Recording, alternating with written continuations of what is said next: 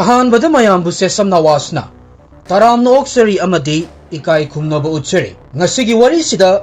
ꯃꯆꯥ ꯑꯅꯤ ꯂꯩꯔꯕꯤ ꯅꯨꯄꯤ ꯑꯃꯅ ꯃꯇꯝ ꯑꯃꯗ ꯌꯥꯝꯅ ꯂꯨꯅ ꯇꯤꯟꯅꯕ ꯃꯔꯨꯞ ꯑꯅꯤꯒ ꯃꯔꯤ ꯂꯩꯅꯔꯛꯄꯗꯒꯤ ꯊꯣꯛꯂꯛꯈꯤꯕ ꯀꯤꯅꯤꯡꯉꯥꯏ ꯑꯣꯏꯕ ꯇꯝꯊꯤꯕ ꯊꯧꯗꯣꯛ ꯑꯃꯒꯤ ꯃꯇꯥꯡꯗꯅꯤ ꯍꯧꯖꯤꯛꯇꯤ ꯋꯥꯔꯤ ꯑꯁꯤꯒꯤ ꯑꯀꯨꯞꯄ ꯋꯥꯔꯣꯜ ꯑꯃꯨꯛ ꯈꯪꯃꯤꯟꯅꯔꯁꯤ꯫ 2025ꯀꯤ ꯅꯕꯦꯝꯕꯔꯒꯤ ꯇꯥꯡ 12 ꯅꯨꯃꯤꯠꯁꯤꯗ ꯔꯨꯕꯤꯅ ꯃꯍꯥꯛꯀꯤ ꯃꯆꯥ ꯑꯅꯤ ꯆꯍꯤ 10 ꯁꯨꯔꯕꯤ ꯃꯆꯥꯅꯨꯄꯤ ꯗꯤꯚ꯭ꯌꯥ ꯑꯃꯁꯨꯡ ꯆꯍꯤ 12 ꯁꯨꯔꯕ ꯃꯆꯥꯅꯨꯄꯥ ꯀ꯭ꯔꯤꯁꯅꯅ ꯁ꯭ꯀꯨꯜꯗꯒꯤ ꯍꯜꯂꯛꯄꯒ ꯃꯈꯣꯏ ꯑꯅꯤꯒꯤ ꯆꯍꯤ 32 ꯁꯨꯔꯕ ꯃꯄꯥ ꯔꯥꯍꯨꯜ ꯀꯨꯃꯥꯔ ꯁꯤꯟꯐꯝ ꯑꯣꯏꯅ ꯆꯦꯛꯀꯤ ꯃꯤꯁꯇ꯭ꯔꯤ ꯑꯣꯏꯕ ꯑꯃꯁꯨꯡ ꯈꯣꯡꯎꯞ ꯆꯄꯜꯁꯨ ꯁꯦꯝꯂꯒ ꯂꯩꯕꯁꯤꯒ ꯄꯥꯎ ꯐꯥꯎꯅꯕ ꯉꯝꯗꯅ ꯂꯩꯔꯦ ꯍꯥꯏꯔꯝꯃꯤ ꯑꯃꯗꯤ ꯃꯍꯥꯛꯄꯨ ꯊꯤꯕꯗ ꯀꯗꯥꯏꯗ ꯂꯩ ꯍꯥꯏꯕꯒꯤ ꯄꯥꯎꯁꯨ ꯂꯩꯇꯦ ꯍꯥꯏꯔꯝꯃꯤ꯫ ꯔꯨꯕꯤꯅ ꯃꯆꯥꯁꯤꯡꯗ ꯃꯁꯤꯃꯁꯨ ꯍꯥꯏꯔꯝꯃꯤ ꯃꯗꯨꯗꯤ ꯑꯟꯇꯤꯒꯤ ꯃꯌꯨꯝꯗ ꯂꯨꯍꯣꯡ ꯈꯣꯡꯗꯣꯡꯕ ꯑꯃ ꯄꯥꯡꯊꯣꯛꯀꯗꯧꯔꯤꯕ ꯑꯁꯤꯗ ꯁꯦꯝ ꯁꯥꯕ ꯁꯤꯜ ꯂꯥꯡꯕꯗ ꯃꯇꯦꯡ ꯄꯥꯡꯅꯕ ꯆꯠꯂꯝꯕꯁꯨ ꯌꯥꯏ ꯍꯥꯏꯗꯅ ꯃꯔꯝ ꯑꯁꯤꯅ ꯃꯈꯣꯏꯅ ꯑꯟꯇꯤꯒꯤ ꯃꯌꯨꯝꯗꯁꯨ ꯀꯣꯜ ꯇꯧꯗꯨꯅ ꯍꯪꯂꯝꯃꯤ ꯑꯗꯨꯕꯨ ꯃꯐꯝꯁꯤꯗꯁꯨ ꯔꯥꯍꯨꯜ ꯂꯩꯔꯝꯗꯦ꯫ ꯃꯁꯤꯗꯒꯤ ꯍꯦꯟꯗꯣꯔꯛꯇꯨꯅ ꯃꯈꯣꯏꯒꯤ ꯃꯔꯤ ꯃꯇꯥ ꯂꯣꯏꯅꯃꯛꯇ ꯀꯣꯜ ꯇꯧꯔꯝꯃꯤ ꯑꯗꯨꯕꯨ ꯔꯥꯍꯨꯜ ꯀꯨꯃꯥꯔ ꯂꯥꯛꯄꯒꯤ ꯋꯥꯐꯝ ꯑꯃꯠꯇ ꯀꯅꯥꯅꯁꯨ ꯍꯥꯏꯔꯛꯄ ꯂꯩꯔꯝꯗꯦ꯫ ꯁ꯭ꯀꯨꯜꯗꯒꯤ ꯍꯦꯛ ꯍꯜꯂꯛꯄꯒ ꯌꯥꯝꯅ ꯅꯨꯡꯉꯥꯏꯇꯕ ꯄꯥꯎ ꯑꯁꯤ ꯇꯥꯕ ꯑꯃꯗꯤ ꯃꯃꯥꯅ ꯋꯥꯈꯜ ꯋꯥꯅ ꯅꯨꯡꯉꯥꯏꯇꯅ ꯂꯩꯕꯒꯤ ꯐꯤꯚꯝꯗꯨ ꯎꯔꯒ ꯃꯆꯥ ꯑꯅꯤꯗꯨ ꯀꯞꯄ ꯍꯧꯔꯛꯂꯝꯃꯤ꯫ ꯔꯨꯕꯤꯅ ꯃꯆꯥꯁꯤꯡꯗ ꯄꯄꯥꯅ ꯊꯕꯛ ꯁꯨꯔꯒ ꯂꯩꯕ ꯃꯐꯝꯁꯤꯗ ꯆꯠꯂꯒ ꯌꯦꯡꯉꯨꯔꯁꯤ ꯍꯥꯏꯔꯝꯃꯤ ꯑꯗꯨꯕꯨ ꯃꯐꯝ ꯑꯁꯤꯗ ꯌꯧꯔꯕ ꯃꯇꯨꯡꯗꯁꯨ ꯔꯥꯍꯨꯜ ꯀꯗꯥꯏꯗ ꯂꯩ ꯍꯥꯏꯕꯒꯤ ꯀ꯭ꯂꯨ ꯑꯃ ꯐꯥꯎꯕ ꯐꯪꯕ ꯉꯝꯂꯝꯗꯦ꯫ ꯔꯥꯍꯨꯜꯅ ꯏꯈꯪ ꯈꯪꯍꯧꯗꯅ ꯃꯥꯡꯈꯤꯕ ꯑꯁꯤꯗ ꯏꯃꯨꯡ ꯃꯅꯨꯡ ꯃꯔꯤ ꯃꯇꯥ ꯈꯛ ꯅꯠꯇꯅ ꯀꯩꯔꯣꯏ ꯂꯩꯀꯥꯏꯗ ꯂꯩꯔꯤꯕ ꯃꯤꯑꯣꯏꯁꯤꯡꯗꯁꯨ ꯆꯔꯥꯡꯅꯕ ꯆꯃꯝꯅꯕ ꯑꯃꯈꯛ ꯄꯣꯛꯍꯜꯂꯝꯃꯤ꯫ ꯍꯪꯕ ꯌꯥꯕ ꯍꯪꯂꯕ ꯃꯇꯨꯡꯗ ꯔꯥꯍꯨꯜꯒꯤ ꯃꯄꯥꯎ ꯑꯃꯠꯇ ꯈꯪꯕ ꯉꯝꯂꯛꯇꯕꯗꯒꯤ ꯔꯨꯕꯤꯅ ꯃꯃꯩꯊꯪꯗ 2025ꯀꯤ ꯅꯕꯦꯝꯕꯔꯒꯤ ꯇꯥꯡ 24ꯗ ꯆꯟꯗꯣꯁꯤ ꯄꯨꯂꯤꯁ ꯁ꯭ꯇꯦꯁꯟꯗ ꯂꯥꯛꯇꯨꯅ ꯃꯄꯨꯔꯣꯏꯕ ꯃꯥꯡꯈꯤꯕꯒꯤ ꯃꯤꯁꯤꯡ ꯔꯤꯄꯣꯔꯠ ꯑꯃꯈꯛ ꯐꯥꯏꯜ ꯇꯧꯔꯝꯃꯤ꯫ ꯄꯨꯂꯤꯁꯇ ꯀꯝꯄ꯭ꯂꯦꯟ ꯑꯃꯗꯤ ꯇꯧꯈ꯭ꯔꯦ ꯑꯗꯨꯕꯨ ꯏꯟꯚꯦꯁꯇꯤꯒꯦꯠ ꯇꯧꯕ ꯍꯧꯔꯛꯄꯗ ꯄꯨꯂꯤꯁꯁꯨ ꯔꯥꯍꯨꯜꯒꯤ ꯃꯇꯥꯡꯗ ꯀ꯭ꯂꯨ ꯑꯃꯠꯇ ꯃꯈꯣꯏꯁꯨ ꯐꯪꯕ ꯉꯝꯂꯝꯗꯦ꯫ ꯍꯞꯇꯥ 3 ꯂꯩꯔꯒ 2025ꯀꯤ ꯗꯤꯁꯦꯝꯕꯔꯒꯤ ꯇꯥꯡ 15ꯒꯤ ꯑꯌꯨꯛꯀꯤ ꯄꯨꯡ 7 ꯇꯥꯕ ꯁ꯭ꯋꯥꯏꯗ ꯁꯝꯕꯜꯒꯤ ꯆꯟꯗꯣꯁꯤ ꯄꯨꯂꯤꯁ ꯁ꯭ꯇꯦꯁꯟꯒꯤ ꯃꯅꯥꯛꯁꯤꯗ ꯍꯨꯏ ꯈꯔ ꯀꯩꯒꯨꯝꯕ ꯄꯣꯠꯁꯛ ꯑꯃꯗ ꯌꯣꯝꯁꯜꯂꯒ ꯂꯩꯔꯝꯃꯤ ꯑꯃꯁꯨꯡ ꯃꯐꯝꯁꯤꯗꯒꯤ ꯌꯥꯝꯅ ꯅꯝꯊꯤꯕ ꯃꯅꯝ ꯑꯃꯁꯨ ꯂꯥꯛꯄꯗꯒꯤ ꯃꯅꯥꯛ ꯅꯛꯄꯗꯨꯗ ꯂꯩꯕ ꯃꯤꯑꯣꯏꯁꯤꯡ ꯃꯈꯥ ꯇꯥꯅ ꯂꯩꯊꯕꯒꯤ ꯄꯥꯡꯒꯜ ꯊꯧꯅꯥ ꯂꯩꯅꯔꯝꯗꯦ꯫ ꯃꯤꯌꯥꯝꯅ ꯃꯐꯝ ꯑꯗꯨꯗ ꯈꯔ ꯅꯛꯁꯤꯟꯅ ꯆꯪꯁꯤꯜꯂꯒ ꯌꯦꯡꯂꯨꯕꯗ ꯃꯐꯝꯗꯨꯒꯤ ꯐꯤꯚꯝ ꯑꯗꯨ ꯎꯔꯨꯕꯗ ꯃꯈꯣꯏ ꯃꯌꯥꯝꯒꯤ ꯃꯈꯣꯡ ꯃꯈꯨꯠ ꯄꯪꯁꯜꯂꯒ ꯂꯩꯈꯤꯕꯒꯨꯝ ꯑꯣꯏꯔꯝꯃꯤ꯫ ꯍꯨꯏ ꯃꯌꯥꯝ ꯑꯁꯤꯅ ꯅꯥꯂꯥꯗ ꯇꯥꯎꯊꯔꯛꯈꯤꯕ ꯃꯤꯑꯣꯏꯕꯒꯤ ꯍꯛꯆꯥꯡꯒꯤ ꯄꯥꯔꯠꯁꯤꯡ ꯑꯁꯤꯗ ꯆꯤꯛꯇꯨꯅ ꯆꯤꯡꯅꯕ ꯍꯣꯠꯅꯗꯨꯅ ꯂꯩꯕ ꯊꯦꯡꯅꯔꯝꯃꯤ꯫ ꯄꯥꯎ ꯍꯦꯛ ꯐꯪꯕꯒ ꯄꯨꯂꯤꯁ ꯑꯃꯗꯤ ꯐꯣꯔꯦꯟꯁꯤꯛ ꯇꯤꯝ ꯃꯐꯝ ꯑꯁꯤꯗ ꯌꯧꯔꯛꯂꯝꯃꯤ꯫ ꯀꯩꯒꯤꯅꯣ ꯍꯥꯏꯔꯒꯗꯤ ꯑꯁꯤꯕ ꯍꯛꯆꯥꯡ ꯐꯪꯂꯤꯕ ꯃꯐꯝꯁꯤ ꯃꯤ ꯌꯥꯝꯅ ꯀꯨꯡꯅ ꯇꯥꯕ ꯃꯐꯝ ꯑꯃꯒꯤ ꯃꯅꯥꯛꯇꯅꯤ꯫ ꯃꯔꯝ ꯑꯁꯤꯅ ꯃꯤ ꯃꯌꯥꯝ ꯑꯃ ꯇꯤꯟꯕ ꯍꯧꯔꯝꯃꯤ꯫ ꯑꯁꯤꯕ ꯍꯛꯆꯥꯡ ꯑꯁꯤꯒꯤ ꯃꯅꯥꯛꯇ ꯕꯦꯒ ꯑꯃꯁꯨ ꯇꯥꯔꯒ ꯂꯩꯔꯝꯃꯤ꯫ ꯃꯁꯤ ꯍꯥꯡꯗꯣꯛꯇꯨꯅ ꯄꯨꯂꯤꯁꯅ ꯌꯦꯡꯂꯨꯕꯗ ꯄꯣꯂꯤꯊꯤꯟ ꯃꯅꯨꯡꯗ ꯁꯥꯗꯣꯡ ꯈꯔꯁꯨ ꯐꯪꯂꯝꯃꯤ꯫ ꯃꯁꯤꯗꯒꯤ ꯃꯌꯦꯛ ꯁꯦꯡꯅ ꯈꯪꯂꯝꯃꯤ ꯃꯗꯨꯗꯤ ꯑꯁꯤꯕ ꯍꯛꯆꯥꯡ ꯑꯁꯤ ꯄꯣꯂꯤꯊꯤꯟꯗ ꯄꯦꯛ ꯇꯧꯁꯤꯜꯂꯒ ꯕꯦꯒꯇ ꯍꯥꯞꯂꯒ ꯂꯪꯊꯣꯔꯛꯄꯅꯤ ꯍꯥꯏꯕꯁꯤ꯫ ꯃꯀꯣꯛ ꯃꯈꯣꯡ ꯃꯈꯨꯠ ꯌꯥꯎꯗꯕ ꯃꯤꯑꯣꯏꯕꯒꯤ ꯑꯁꯤꯕ ꯍꯛꯆꯥꯡ ꯑꯁꯤꯒꯤ ꯐꯤꯚꯝꯁꯤ ꯌꯥꯝꯅ ꯁꯣꯛꯆꯤꯟꯕꯅ ꯃꯔꯝ ꯑꯣꯏꯔꯒ ꯑꯁꯤꯕ ꯑꯁꯤ ꯀꯅꯥꯅꯣ ꯍꯥꯏꯕ ꯈꯪꯗꯣꯛꯄ ꯁꯨꯛꯉꯝ ꯉꯝꯂꯔꯣꯏ꯫ ꯃꯔꯝ ꯑꯁꯤꯅ ꯃꯤꯁꯤ ꯑꯁꯤ ꯄꯨꯂꯤꯁꯀꯤ ꯑꯣꯏꯅꯗꯤ ꯕ꯭ꯂꯥꯏꯟꯗ ꯃꯔꯗꯔ ꯀꯦꯁ ꯑꯃꯈꯛ ꯑꯣꯏꯔꯝꯃꯤ꯫ ꯕꯣꯗꯤ ꯑꯁꯤ ꯂꯧꯈꯠꯂꯒ ꯑꯍꯥꯟꯕꯗ ꯃꯣꯔꯒꯇ ꯊꯝꯂꯝꯃꯤ ꯑꯗꯨꯕꯨ ꯅꯨꯃꯤꯠ 5ꯅꯤ ꯁꯨꯔꯛꯂ ꯐꯥꯎꯕꯗ ꯀꯅꯥ ꯑꯃꯠꯇꯅ ꯕꯣꯗꯤ ꯑꯁꯤꯕꯨ ꯁꯛ ꯇꯥꯛꯄ ꯂꯥꯛꯇꯕꯗꯒꯤ 2025ꯀꯤ ꯗꯤꯁꯦꯝꯕꯔꯒꯤ ꯇꯥꯡ 10ꯗ ꯄꯣꯁꯠꯃꯣꯔꯇꯦꯝ ꯇꯧꯔꯝꯃꯤ꯫ ꯄꯣꯁꯠꯃꯣꯔꯇꯦꯝ ꯑꯁꯤꯗꯒꯤ ꯄꯨꯂꯤꯁꯀꯤ ꯈꯨꯠꯇ ꯌꯥꯝꯅ ꯃꯔꯨ ꯑꯣꯏꯕ ꯀ꯭ꯂꯨ ꯑꯃꯈꯛ ꯐꯪꯂꯝꯃꯤ꯫ ꯍꯛꯆꯥꯡ ꯑꯁꯤꯒꯤ ꯑꯣꯏ ꯊꯪꯕ ꯄꯥꯝꯕꯣꯝꯒꯤ ꯃꯊꯛ ꯊꯪꯕ ꯁꯔꯨꯛꯁꯤꯗ ꯔꯥꯍꯨꯜ ꯍꯥꯏꯅ ꯇꯦꯇꯨ ꯑꯃꯈꯛ ꯌꯦꯛꯄ ꯊꯦꯡꯅꯔꯝꯃꯤ꯫ ꯃꯔꯝ ꯑꯁꯤꯅ ꯇꯦꯇꯨ ꯑꯁꯤꯗ ꯌꯨꯝꯐꯝ ꯑꯣꯏꯔꯒ ꯆꯟꯗꯣꯁꯤ ꯄꯨꯂꯤꯁꯅ ꯔꯥꯍꯨꯜ ꯀꯧꯕ ꯃꯤꯑꯣꯏ ꯃꯥꯡꯈꯤꯕ ꯂꯩꯕ꯭ꯔꯥ ꯍꯥꯏꯅ ꯊꯤꯕ ꯍꯨꯝꯕꯒꯤ ꯊꯕꯛ ꯆꯠꯊꯕ ꯍꯧꯔꯝꯃꯤ ꯑꯃꯁꯨꯡ ꯃꯁꯤꯒꯤꯗꯃꯛ ꯄꯨꯂꯤꯁꯅ ꯏꯀꯨꯏ ꯀꯨꯏꯗ꯭ꯔꯤꯀꯥꯟ ꯃꯃꯥꯡꯗ ꯃꯐꯝ ꯑꯁꯤꯗꯒꯤ ꯃꯤ ꯃꯥꯡꯈꯤꯕꯒꯤ ꯔꯤꯄꯣꯔꯠ ꯇꯧꯔꯛꯄ ꯃꯤꯁꯤꯡ ꯂꯤꯁꯠ ꯊꯤꯗꯣꯛꯄ ꯍꯧꯔꯝꯃꯤ꯫ ꯀꯝꯄ꯭ꯂꯦꯟ ꯇꯧꯔꯛꯄ ꯏꯅꯕ ꯔꯦꯖꯤꯁꯇꯔ ꯂꯣꯏꯅꯃꯛ ꯆꯦꯛ ꯇꯧꯔꯝꯃꯤ꯫ ꯃꯐꯝꯁꯤꯒꯤ ꯃꯤꯌꯥꯝꯗ hangba thiba tawrami maraksida November 13 da miyoi ama mangkhibagi report ama file tawramba adu thoraklami hairiba report asida Rubina magi mapuroiba Rahul mangkhibagi complaint ama khak file tawrakhibani police na Rubibu asiba haksang asi masak khangdoknaba kawrami adubu Rubina asiba asi hek yengbada magi mapuroiba Rahul natte hairami police na pambo mathakta yekliba tetu asisu Rubina yanghalami adubu Rubina asiba asi mahaki mapuroibagi natte adum hairami asiba haksang asi kanagi oidoino amadi asengba Rubiga asiba haksang asiga mari leinabra amasung hairiba case asigi karamba kiningai oiba asengba achumba miyam mangda thorakpana mihat asibu sambalgi khwaidagi kiningai oiba mihat amani haina launaribano Patrua idigagi manak sida laiba drain sidagi police na asiba haksang asi fangkibani drain simaktada asiba asigi makok lairamgadra haina thirami adabu makok tilaidana asiba asigi makhong makhutsu phangmangamlamde adubu police na ukiba Rubigi reaction na police po hanjan kai hobagum thoklami Rubina asiba haksang sak taknaba lakpa matamda tha amaromdagi mangduna lakliba mapuroibagi haksangbu fazana munna yengdana asiba asi aigi nupagi natte haibasi normal oiba wafam amadi natte maram asina police na trick amakhak sinarami police na amuk hanna Rubibu police station da kaurami amasung Rahul gi ahenba photo makhoida pinaba hairami police ki trick asida Rubi langda thurami kaigino hairagadi Rubina Rahul gi ahenba photo sing police da piba matamsida picture amakhak yaurami hairiba picture asida Rahul na litliba t-shirt asi police na asiba haksanga loinana fanglami amadi t-shirt asida time for change haina irami time for change iba t-shirt asiba haksanga loinana phangba asina hojikti wari asigi mayolsu honglani hojikti case asi Rahul Kumar mangkhibagi case ama oidre case asina Rubigi machin thiba mahaki normal oidaba mong amadi mahaki tamthiba saklon miyam mangda phongdoraklani Raspura gi khungang amada laiba masagi chahi kunchani thoi suraba Rahul Kumar gi mapa mamadi yamna nganna sikhirami sahi tara mangagi mamangda mahaka Rubiga nungsinaduna luhong khongdonglami amadi makhoi anigi macha ani su lairami macha ani adudi sahi tara thoi suraba machanupa amadi sahi tara surabi machanupini luhong lama matungda chahi ahum lairaga matai manau ani chando sigi chuni area da laktuna lairami Ruhi gi parents ki laifamsu mafam sida oirami maram asina Rahul na mane makugi yum manak sida mahaki su yum sarami Rahul ahan bada cheki mystery oirami adubu mahak na lairiba mafam asigi miyoi kudingmak khongup chapal semba sabagi thabak tawnoi maram asina mahak su thabak asida yawsallami amasum mahaki dukan si yumge ground floor da oina hangdoklami Rahul hotnaba kanba thamoi yamna sengba miyoi amakhakni mahaki nupi Rubidi Rahul ga tayonarami matamgi matung inna Rubina yauriba thabaksing asigi matangda Rahul yamna wakhal warami nungairamde wafam asina maram oiraga makhoi anigi marakta khatnabagi haurakfamsu oirami asengbagi Rubi Facebook amadi Instagram gi matekna mingondagi namthak tawraga paisa tanbagi thabak tawrami ahanbada mahakna miyam magi langda thuallaga makhoibu jail da changhangani haina ki handuna paisa khomgatlami masida sunattana Rubibu chandosi bania thar amadi Raspura gi mafamsingda blackman Thmba Nupini haina miyamna khangnarami amasung mahakna police station kaya amada miyoi kaya amagi mayokta phuba chaiba molestation gi charge tawraga sengdaba case kaya ama lokhatlami Rubi gi mabung ama mamingna jugnusu gyan taba mi amadi natte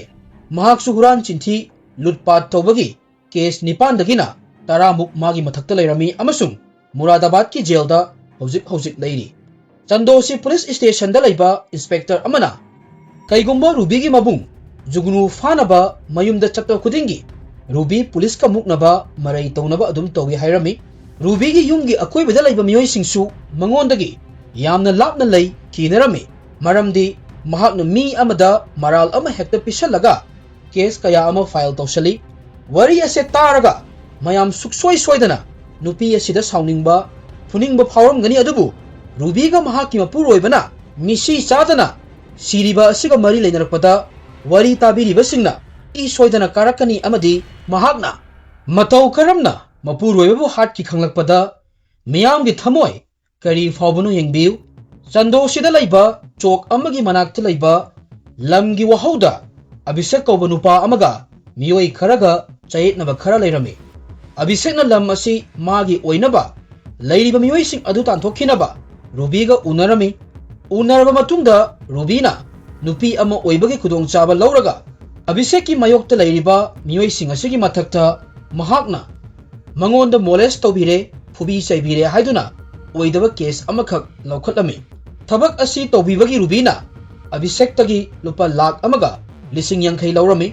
matang asidagi Ruby amadi Abhishek mari leinaba haurami adubu tha kharagi matungda Abhishek ka luna tinaba marup Gaurav ko oina Rubiga naksinaba helaklami adum oinamak Abhishek ki mamangdadi Rubina Gaurav pu bhai kausinaduna makhoi anigi manungda leinariba mari asi lotchinuna thamlami matawasumna angang anigi mama oirabi Rahul gi loinabi Ruby matam amada nupa aniga aron ba mari lainaduna leirami amasung mahaki mari asi magi mapuroibadagi lotchanaba nupa anisida bhai haina kaurami Abhishek amadi Gaurav Ruby gi yumda lakthok laksinchu taurami amasung Ruby na macha singbu nupa anisida ma mahaina kaholami matam kharagi mamangda Abhishek Gaurav amadi Ruby punna Nainitalda koibasu chatlami mafam sigi hotel da Abhishek na Gaurav amadi Ruby natai sadaba fiamda lairamba thengnarami masigi matung makoi ahumgi marakta amuk khatnaba chainaba thoklami thaudok asigi matungda Abhishek Ruby dagi lapthokhirami Gaurav na Abhishek ka marup oiba thoklami adubu Ruby budi mahakna thadoklamde miyamgi mityengdagi lona thupna Ruby amadi Gaurav ki aronba lichat makha chatharaga leirami Rubina miyamdadi bhaini hairami amadi machasingnasu Gaurav mama haina kaurami adubu pikliba angangsing adunadi kari khangani hojiki matamda mapan thongi fiam se uraga mi amagi magun lepa yamna wana thoklaba matamni Rahul nasu mahaka mapok khudingda hingminnagani haiduna wasak amaga loinana yum palminnari bimagi nupina mangonda fattaba tawrakani haibadi kaidaunungda khalude December da Rahul gi niski lohongba lei maramasina lohongbagi potchai leinaba atopa wafam amada laklami wafam asi November 17 gini Rubina di magi mapuroiba matam khara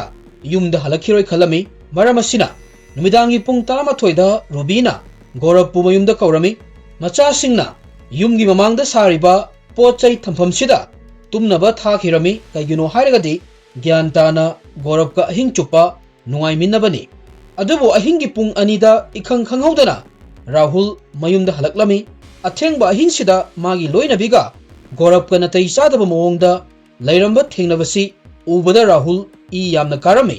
matai manau anigi marakta khatnaba haurami Rahul amadi Gaurav ki marakta khatna chainaba tawrami amadi Rahul na magi nupi amadi Gaurav pu miyam mangda khongoinagani hairami kaigino hairagadi miyamna makhoi anigi asengba character lichat khangnabani Rahul na Ruby mangak sampaiduna yumdagi inthok tawba khitang ngairabani matamsida asauba akibana maram oiraga Ruby na Gaurav ta Rahul bu hatnaba lauraga haireklami somda Rahul di Ruby ga kanna khanaraga leiri Ruby na hairakhiba wafam ase Gaurav na hek tabaga manak nakpadda leiba yochai adu pairaga Rahul gi kokta thomdatlami yamna kanna ikhang khangaudana thomlakpa adu da Rahul na ngakthokpasu nanghauramde yochai na kalakpagi ngauruga leirikan tanjasida matam manghandana Ruby na amuk khongup sembada sinaba nungdangna hanjan Rahul bu attack tawduna mahaki thawai laurami asauba akiba amadi wakhal khan thaudabana maram oiraga crime amadi pangthokre adubu thokriba thodok asi kana khanghandana lotchilaga thambasu mathau tarami amasung ihan hanba oina pikliba macha anigi mityengdagi yamna lapna Rahul gi asiba haksang manghan khidobani maramasina ayuk oirakpaga macha anibu potchai thampham ka sidagi school gi ready tawraga chalhan khirami macha sing school chat khibaga Ruby amadi Gaurav na Rahul gi asiba haksang manghankinabagi thabakta mai onsalami gorapna tiles kaknaba machine grinder wairaga puraklami nakal amaromdana rubina ganthagar market ta chatuna cherang amadi achoba trolley bag ani leirami makhoi ani punduna tiles kaknaba machine asina rahul gi asiba haksang kakthatlami ahanbada rahul gi makok kaklami masagi matung makhut makhong kaklami makok amadi makhong makhut bag amada haplami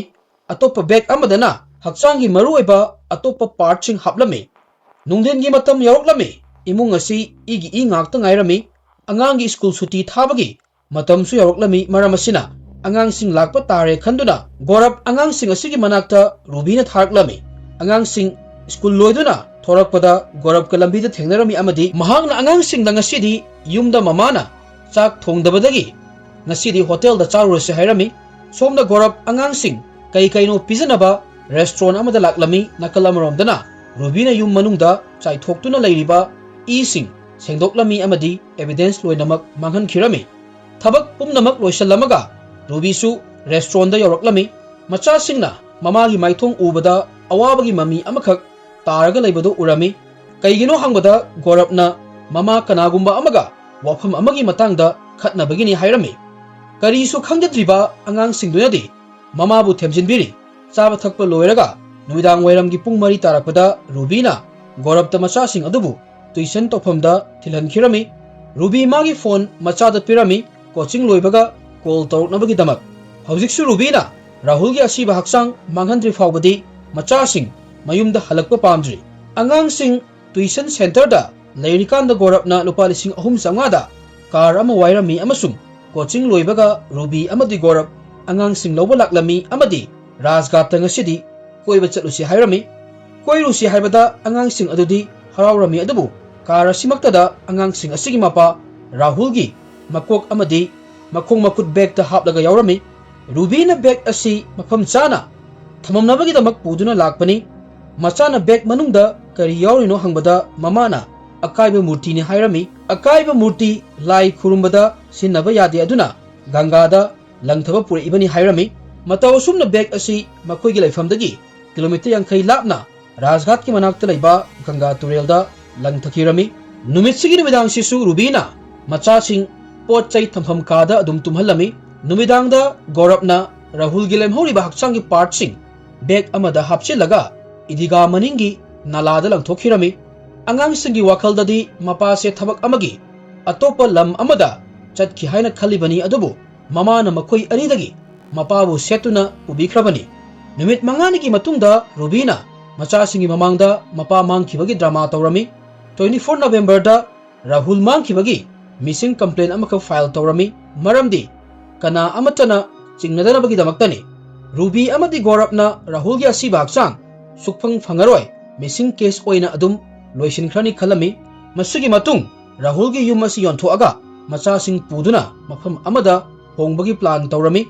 adubu rahul ki t-shirt amadi tetuna mateng oiraga ruby gi drama khudingmak ki maikhum hangdoklami pikliba angang anibu mama mapa leijadraba angang ama ohela fawbada ruby magi thamuida kaisu khalamde mahakna police ta singladuna wafam khara hairami madudi hojikpudi na koina aibu fare adubu pot manungda aigi mayokta evidence ama fawba utpangamoi kaigino harigadi nakhogi khutta rahul gi masa loinamak laite lemhorba part khara si matau karamna rahul gi haksang ni haina uttawribano nakoina fana kanna hotnarabasu rahul gi makokti kaidongnungda fangaroi police ki maikedagisu thodok thokiba tha ama hele amadi gangada langthakiba posak ama amuk hanna fangba haibasi oiraroi hairami police na ruby gorap amadi car gi driver puduna makhoina langthokhiba mafamduda laklami adubu kaigumba clue amata police na fanglamde adubu police na makhoi gi mafamda marang kaina evidence sing lei fangliba asi bhaksang asiga macha singi hakchanga DNA manabra haina check tawri masidagi phanglakadaba report asina ruby amadi gorap nanthoknabagi lambi amata leiti haina police na makha tarami rahul gi mayumdagi forensic team na evidence kaya amasu lokhatlami rahul hatpada sinakhiba yotchai hitter amadi atopa pochai kaya ama phagatlami ngasigi wari asida mi amakhak hatkhiba nate mama ama oibagi thodang miyoiba amagi wakhallon amadi kaisu khangdadriba angangsinggi tunggi lambisu loisankrabani hojikti thodok asida chenariba miyoi ani asi pharabanina makha taba police ki maikaidagi tawfam thokpa thabaksing tawraga court the hearing chatharaga phariba miyoi ani asina rahul bu hatpani haina police ki maikaidagi court ta evidence ka loinana utpa ngamlagadi makhoi ani ahakpa charak fangani haina aina khanjai masi hairaga matang asida ngasigi wari asidi loisinjarage. Thank you everyone.